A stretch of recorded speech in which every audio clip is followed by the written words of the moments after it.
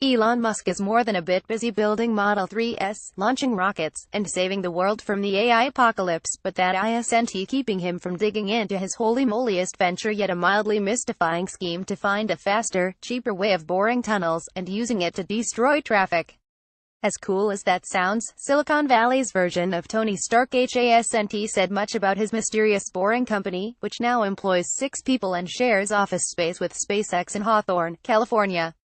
Just what are its goals? How does he expect to disrupt tunneling, and when will LA traffic ever improve? Musk still isn't talking, but documents the boring company provided to the city of Hawthorne, and comments employees made to the city council, provide a few tidbits.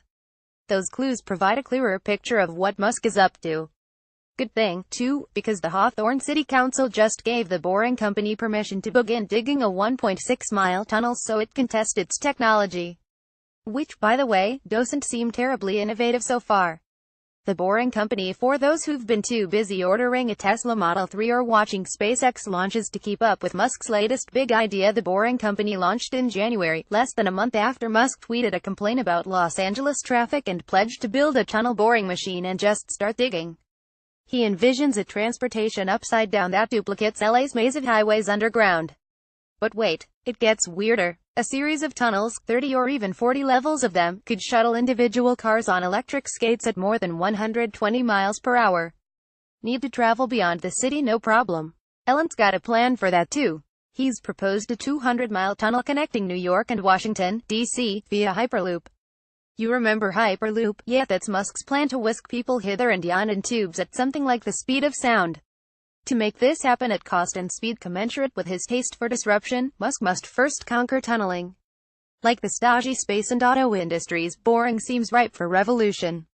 Digging any tunnel of consequence takes years, costs millions, and requires navigating labyrinthine bureaucracies. Seemingly minor problems can prove debilitating. When Seattle's boring machine, Big Bertha, unexpectedly hit a lead pipe and damaged its cutting blades, it spent 2 years stranded underground. Musk thinks he can do it faster and cheaper than anyone else, including, presumably, this guy, by tweaking the tools and engineering. So he bought a used boring machine, named it Goat. The man sure does hate waiting, and dug a test trench 160 feet long and 16 feet deep in the SpaceX parking garage. Pleased by those results and eager to hone his skills, Musk wants to keep going beyond SpaceX property and into, or rather under, the city of Hawthorne. Now the city council has given it the go-ahead, after a vote of 4-1. There are still a few more papers to sign before work on the tunnel can begin, including permits from state departments of transportation and labor. The boring company's plan calls for extending that tunnel 1.6 miles to a point somewhere beneath 120th Street.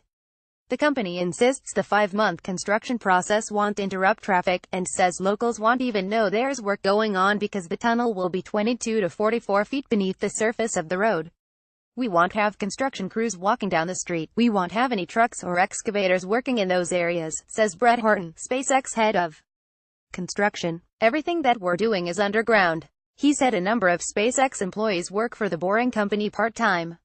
The tunnel will be a relatively trim 13.5 meters in diameter, just wide enough to test the electric skate, which appears to be the main point of digging this hole to begin with.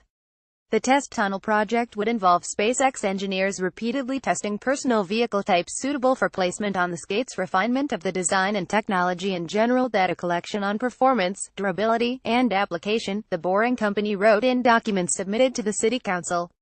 The company assured city leaders that no humans will travel through this tunnel or ride on the electric skates that will zip through it, though that sounds like a blast. It didn't explain why that testing must happen underground, and company officials declined to comment for this article. Open question 7. Less clear is what this tunnel has to do with Musk's plan to ratchet up boring speeds. We haven't reinvented tunneling, Horton told the council members. We're using a proven machine that was used in the Bay Area for a sewer project. We're using proven technology and proven means and methods in terms of construction. Everything we're doing has been done before. Documents submitted to the council suggest Goat will bore 3 inches per minute, or 60 feet per day, no faster than the industry standard.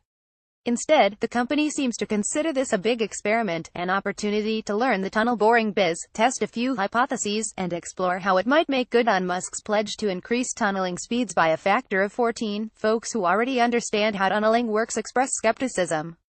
What does Musk think? We're all idiots, says Gary Brierley, who has been designing and managing the construction of tunnels and other projects in the LA area for 50 years.